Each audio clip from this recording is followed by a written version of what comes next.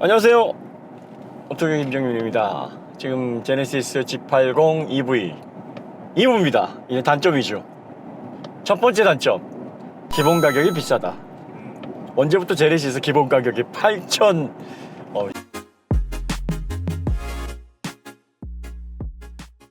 이런 거 많이 지적하죠? 네. 뭐 이 얘기는 안 들을 수가 없지. 그러니까 전동화에 대해서 이해가 없으신 분들이 많죠.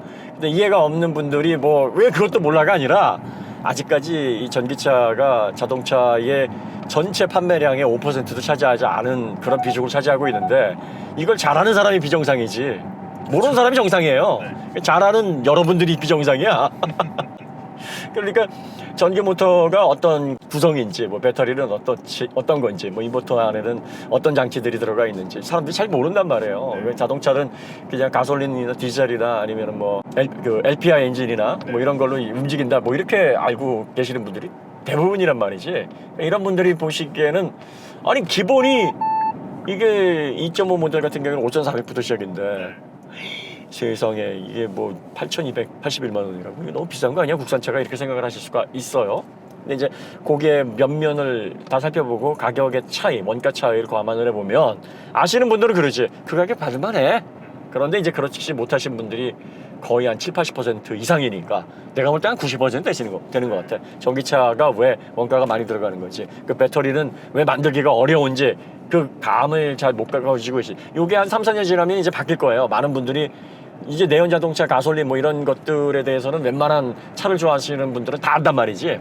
전기차도 몇 년 지나면은 다 아실 텐데 뭐 배터리에 뭐 니켈, 코발트, 망간이 왜 들어가는지, 뭐 삼원계는 뭔지, 그 다음에 뭐 리튬은 어떤 리튬이 들어가서 어떤 식으로 에너지를 내는지 이런 거 잘 모르니까.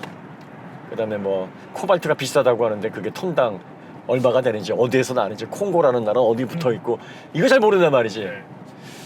자, 이 첫 번째 단점이 그거고요. 그 다음에 두 번째는 이제 기본가가 그런데도 여전히 막 옵션 파플레 패키지 뭐 이런 식으로 550만 원으로 좀 빼놓고 중요한 옵션들을.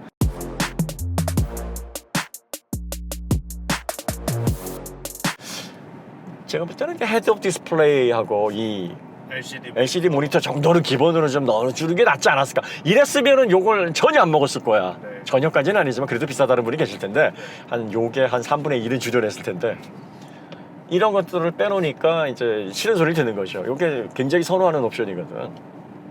또 전동화 모델이라면 왠지 있어야 될 것 같잖아. 상징적인 의미로 전동화 모델인데 계기판 바늘이 12.3 크로스터 없이 8.3인치. 그렇지 이러면. 네. 네. 근데 원래 이렇게 3D 이미지가 제네시스가 이렇게 좋았었나요? G80이?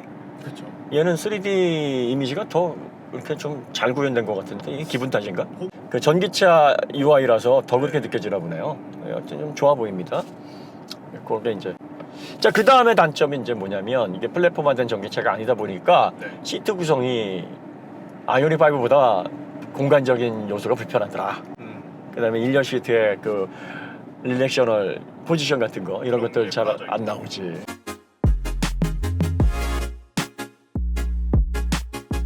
전기차가 시동을 이렇게 켜놓은 상태에서, 이렇게 전원을 켜놓은 상태에서 엔진이 돌아가지 않으니까 대기하거나 차에 지내기가 좋단 말이에요. 그러면은 차에서 이렇게 뭔가를 하거나 기다리거나 이런 시간도 중요하지만 이제 시트가 편하니까 이걸 눕혀서 낮잠을 좀 잘 수 있을까. 뭐 이건 차박을 위해서 설계된 모델이 아니기 때문에 세단을 차박으로 이용하진 않죠. 그래도 잠깐 휴식이 가능할까 해서 이렇게 좀 시트를 눕혀 보겠습니다. 눕혀 보면 시트가 꽤 많이 눕혀져요. 상당히 많이 눕혀지는데 문제는 이렇게 엉덩이하고 허리 쪽 자세하고 머리 쪽 자세가 이게 자연스럽게 나오질 않아요. 그래서 좀 불편합니다. 그래서 목베개가 하나 이렇게 좀 있어야 될 것 같아요, 중간에. 그런데 이제 만약에 목베개가 없다 그러면 어떻게 하시면 되냐면 이 헤드레스트를 이렇게 빼세요. 빼셔가지고 이걸 거꾸로 이렇게 놓고 베고 계시면은 이 자세 꽤 편합니다.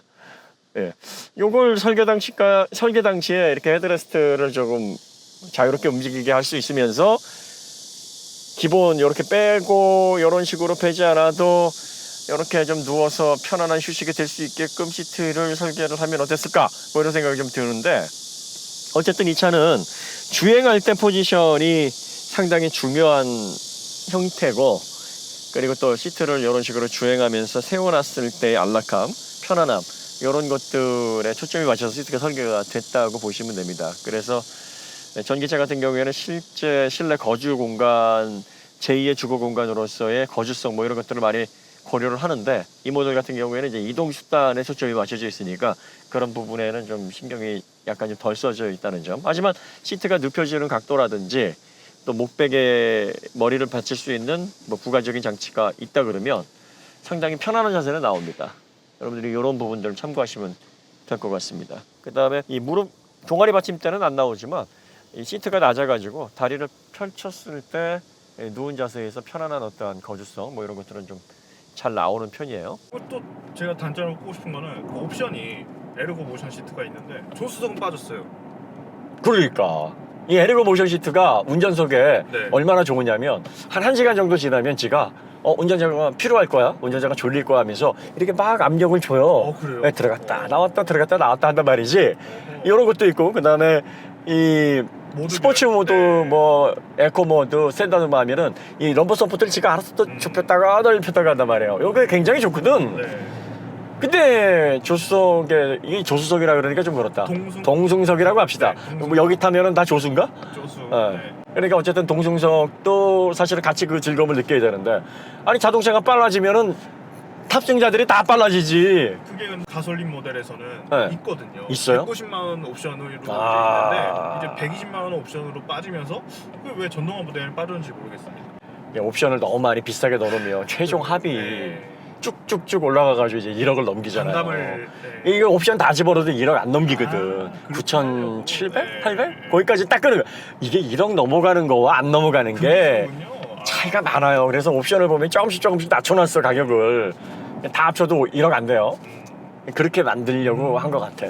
자, 그 다음에 단점은 이렇게 이제 내연 자동차에서 전기차로 가게 되면 이제 차에서 대기하기가 참 좋아지는데, 이게 전기차에서 고개전 없이 지하 주차장이나 이런 데서 시동 걸어놓고 에어컨, 네. 시동이라고 할 것도 없지. 전원. 이게 전원을 켜놓고 네. 그러고 나서 에어컨디셔로 틀어놓고 차 안에서 뭔가 대기를 하거나 뭘 보거나 이게 참 좋거든. 그런데 이 모니터를 통해서 뭐 볼 게 없어. 이게 문제야. 뭐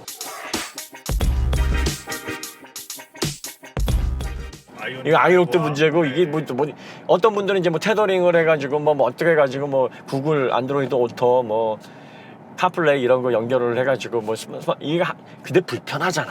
네. 여기에 독자적으로 모니터에서 이렇게 좀 LTE 모듈도 들어가 있고, 그 다음에 뭐 넷플릭스라든지 이런 것들 앱을 통해서 직접 구동이 되면 얼마나 좋아요. 화면도 영화 보기 좋잖아. 그 21, 비율로. 뭐 네. 23대 9 이렇게 해놓으면 좀 여기 잘리긴 하겠지만 어쨌든 뭐 화면 이용하기가 좋을 것 같은데, 이게 문제야. 그러니까 후속 모니터 250만 원 주고 해봤자 볼 게 없어. 아우 250만 원. 뭘 볼 게 있냐면 DMB. 요즘 DMB 그 KBS는 HD로 하나 나오더만. 뭐 그런 거. 그러니까 요런 게 이제 사실은 이거는 EMR의 단점이 아니라 현대의 모든 네. 프레퍼 받은 전기차도 아직 그게 안 됐단 말이죠. 이게 단점이에요. 그 다음에 다음 단점. 네. 트렁크는 조금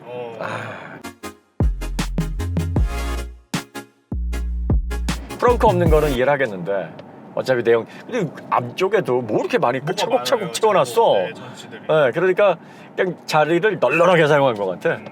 아니 뭐 어차피 이거를 줄일 수도 없고, 네. 뭐 어떻게 뭐 여기 그럴 바에는 그냥 양옆으로 좀 밀고 네. 좀 공간 레고 쌓듯이 아니면은 뭐 테트리스 하듯이 좀 해놓고서 트렁크 하나 만들어주면 좋잖아. 그런 거 없고요. 그 다음에 트렁크는 이거 뭐 주진형보다 좁던데? 이 넓이는 넓은데 깊이가 네. 전기 모터하고 인버터가 이렇게 쑥 올라와 있어가지고 이거 그래서 요거 아마 짐 많이 싣고 막 골프 뭐 클럽 해가지고 한 4명이서 이렇게 원래 차 보면 4명이서 가야죠. 그 골프장은 4명이서 가는 게 국률이거든. 네. 근데 못해요. 네. 그러면 이제 마일리지 안 늘고 좋지 뭐. 차 편하고 트렁크 커봤자 택시밖에 더 하니? 맨날 뭐 니 차 트렁크 좋더라, 니 차 가지고 가자. 기름값도 안 들잖아 이러면서. 그렇지, 기름값도 안 들잖아. 그렇지. 그걸 배려한 건가? 어쨌든 그래요. 네. 그게 좀 단점이고 그 다음 단점 네. 2열 시트가 조정이 안 돼. 이게 전동 기능을 넣을 수가 없어요. 그러다 보니까 각도가 이게 불편한 각도는 아닌데 아무래도 이렇게 경우에 따라서는 좀 시트도 약간 조절을 하면서 체형에 맞게 이렇게 좀 하고 싶은데 그게 안 되고 그 다음에 2열에 통풍을 넣을 수가 없단 말이죠. 네. 이렇게 되면은 가족들이 좀 불편하잖아요. 여름에 시원하지 않잖아. 이런 게 이제 좀 단점인 거로 보여집니다. 그 다음에 또 그 다음 단점. 또 있어요? 네. USB 타입 C 단자를 넣어야 되는데 A 단자를 네.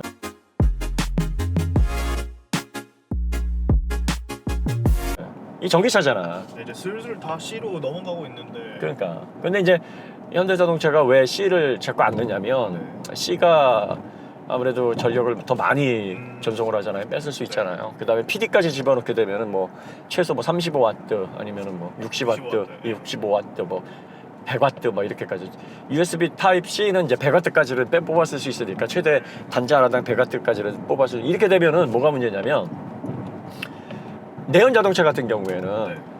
이 발전기하고 그 배터리 납축 배터리로 그걸 감당을 해야 되잖아요. 네.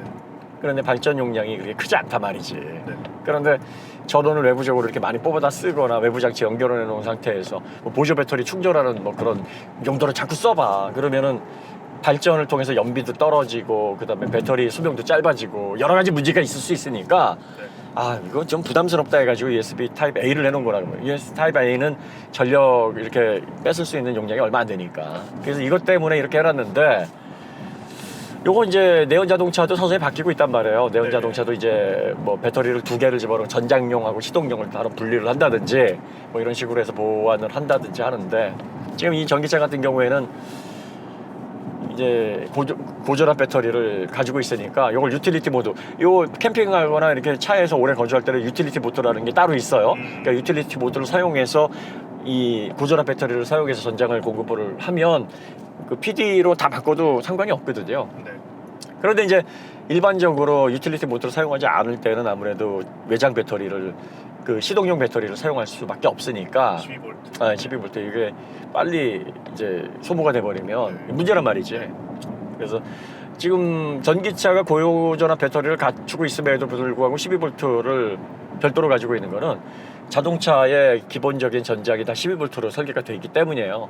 요거를 지금 전기차에서 사용하는 뭐 380V라든지 뭐 800V 이런 식으로 바꾸려면 이거 VC업체들이 규격 다 바꾸고 인증 다시 다 받아야 되고 거기에 들어가는 파워 반도체들도 다 바꿔야 되는데 이게 보통 작업이 아니란 말이에요. 네. 그래서 이제 그 단자 통일을 아직 못하고 있다는 게 이게 문제란 말이지. 이건 내연 자동차에서 전동화는 한 모델이니까 그렇다고 치는데 네. 아이오닉에서도 보면 물론 뭐 V2L 실내에 있어서 여기에다가 PD 충전기 하나만 딱 꼽아 놓으면 뭐 문제는 다 해결되긴 하는데 그래도 이렇게 앞쪽에서 뭐 단자들 다 USB 타입 C로 해서 PD 충전 할 수 있게 해놓으면 좋잖아요. 네, 그래서 요거 좀 바뀌어야 될 부분이라고 보여집니다.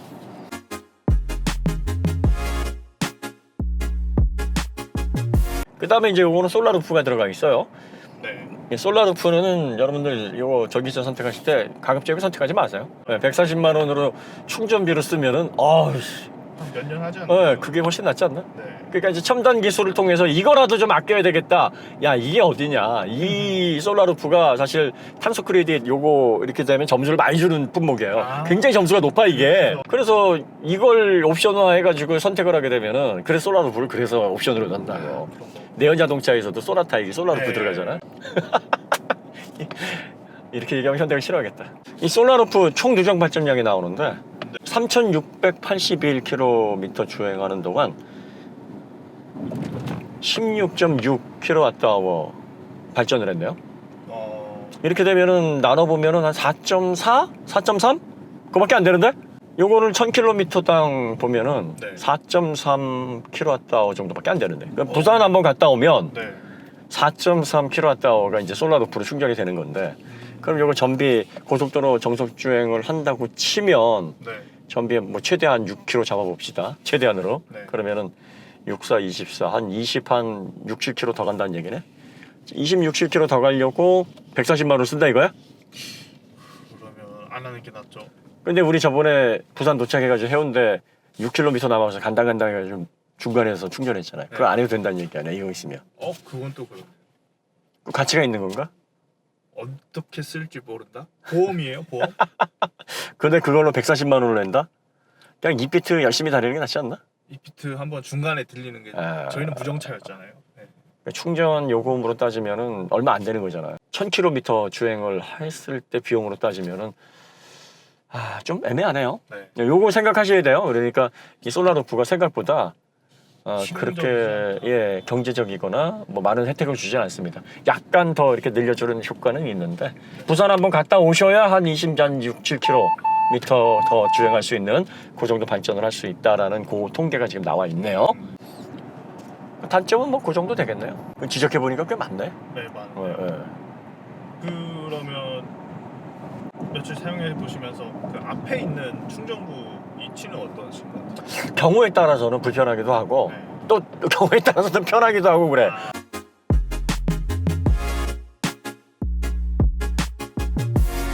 그러니까 이게 호불호가 갈릴 것 같아요. 그래서 어떤 분들은 이게 획일적으로 불편하다고 하시는 분들 계신데 네.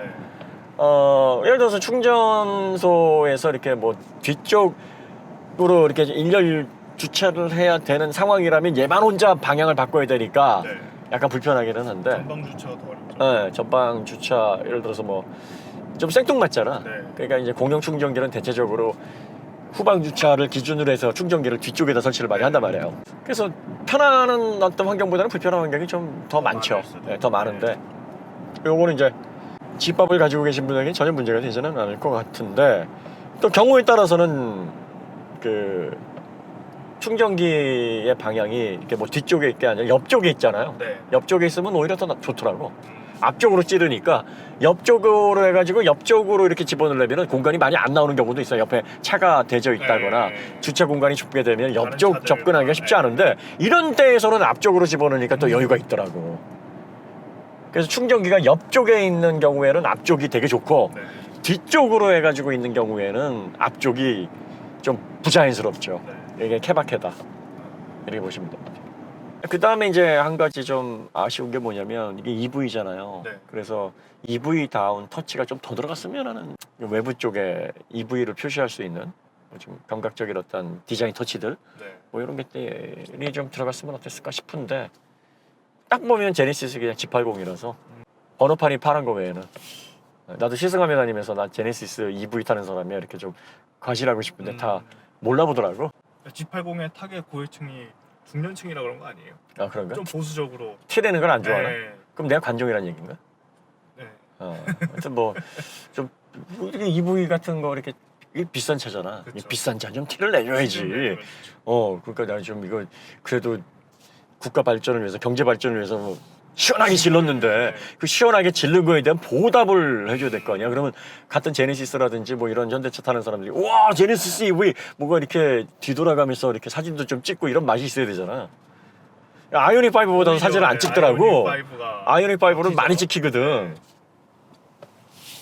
그 다음에 이제 디지털 사이드 미러를 한번 좀 적용을 하면 어땠을까 싶은데 이 레이아웃에서는 어렵겠죠. 이런 것들은 좀 아쉽네요. 그 외에는 뭐 전반적으로 단점은 이렇게 정리를 하면 될 것 같습니다. 네. 어떤 분이 댓글에서 네. 장점 버전, 단점 버전을 한번 만들면 어떻겠느냐. 좋은 아이디어야. 그래서 한번 적용을 해봤습니다. 1부는 특징, 그 다음에 좋은 점들, 그리고 또 가망 고객들에게 어떤 점이 어필할 것인가에 대해서 얘기를 했고요. 2부에서는 제네시스 EV, 제네시스 G80 EV를 선택하시는 분들이 어떤 점이 단점일 수 있겠구나라고 주목할 수 있을 만한 그런 부분에 역점을 맞췄습니다.